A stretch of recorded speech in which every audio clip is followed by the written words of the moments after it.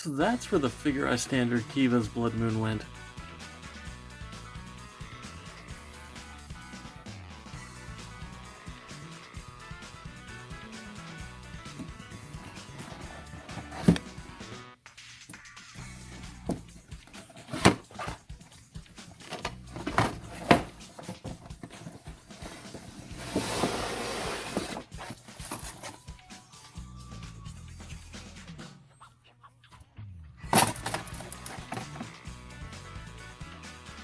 Hello, and welcome back to another Moderoid review. Today we're taking a look at the Arc Anime original, Shin Getter Tarak. Right, starting off as always with the articulation. Head is on a ball joint, then there's another ball joint at the base of the neck. A little bit tight, but it is there. Nothing really stopping any reasonable head articulation. Shoulders are on an up and down hinge, though it does bump against the head.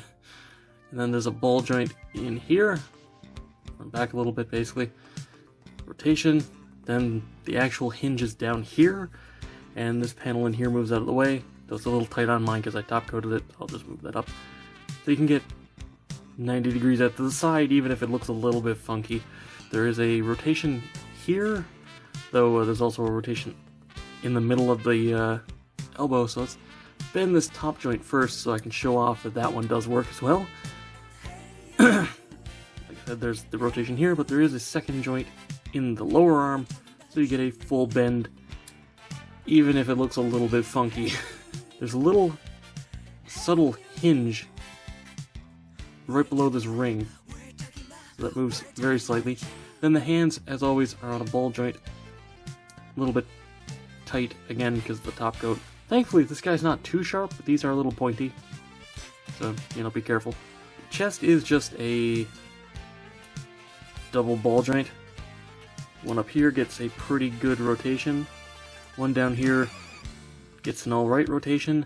Neither one of them gets a ton of movement, and it likes to pop off at the waist if you bend it back or forward too far, so that's a, granted, pretty good arc there, but you don't really get much forward. It feels like there was supposed to be an extra joint here, and it just doesn't have it. And there goes the waist. The hips are just universal joints, there's no drop down or anything for a higher kick. That said, bring it out a tiny bit on the peg. That's, what, almost, it's like 80 degrees up, which is fine. You get a little bit more if you bring it out to the side and rotate it, or you could slide down the joint here if you want to bring it out a little bit further too. No real problems with the hip. You can get a full splits out of it, can't really complain. And yeah, there is a thigh rotation as well, despite the angle on that, completely fine. Single joint for the knee, though it gets a full bend. It does make the knee joint look a little bit too long. I feel like there was something they probably could have done to make that look a little bit better from the side, though it does look pretty good from the front, so I guess I can't really complain. And the ankles are front to back there, rotation side to side, and then front to back again, and then tilt either side. So, honestly, kind of stupidly well articulated ankles, considering it's just a barrel, basically. And finally, the wings are on a flappy flap rotation and an up and down hinge. So overall, the articulation on the Moderoid Shin Getter is completely fine. The only difference between this and the regular release is the face and the color, so I can say that for both of them. Not really any problems.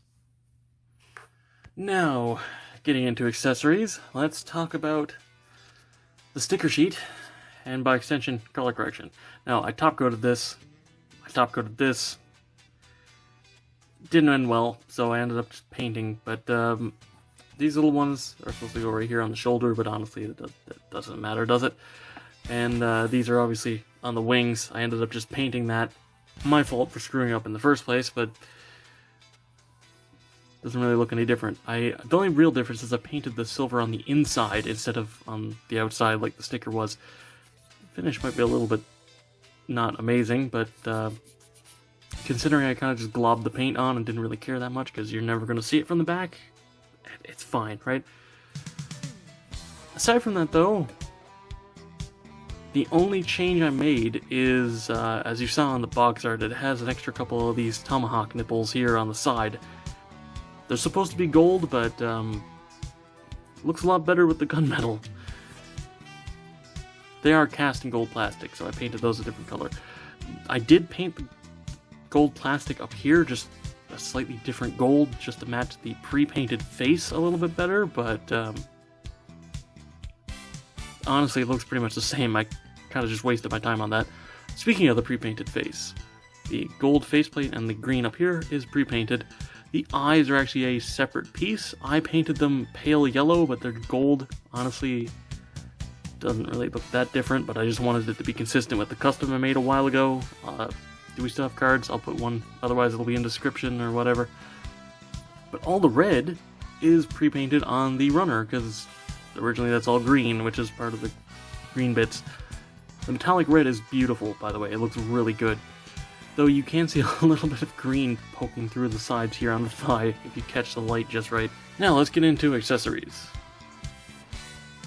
It's really not a lot. Get closed fists. You get 2 sets of open hands. 2 with the fully splayed out fingers that are used on the box art. And then these 2 for the Stoner Sunshine. Do the fingers feel a little, like, blunted to you guys? Like, they're kind of flat on the end. They should be a little more rounded than that, shouldn't they? Anyway, I'm not using those or these anyway, because it comes with 2 holding hands and Tarak's unique axes. And, these look real good. They did a damn good job doing these. Slightly ugly marks, just don't worry about them, it's fine. The only real complaint I have is that these hands don't really like sticking together that well. They're not horrible or anything, but they also do fall apart if you twist it the wrong way. These hands aren't that hard to swap, it's just, again, top coat makes them a little bit tight. Come on. Give me a second. That's what I get for forgetting to tape over the ball joints before I top coated the plastic. Wow, that was a pain. Anyway, the axes look really cool. Now, because this is a remold of an existing model, there's a couple of leftover parts. It's just the rings on the arms that are normally cast in gold, and part of regular Shin Getter's axe, which might be useful for a kit bash if you want like little cleavers, but aside from that, nothing really that useful. And as for a quick size comparison, it's decently tall. The shoulders make it a little taller than the actual head height, but man, these wings are massive. They're like the same size as this. Good shelf presence. So, to wrap this review up, Tarak is a pretty solid kit. It's as good as the first release of the Shin Getter mold, I assume. Though I will say I'm not a big fan of the Sentinel Shin Getter design in general, so I'm a little on this. Though, I mean, the fact that we got a Getter Tarak at all is impressive, frankly. I mean, I think I'm the only person who made it custom.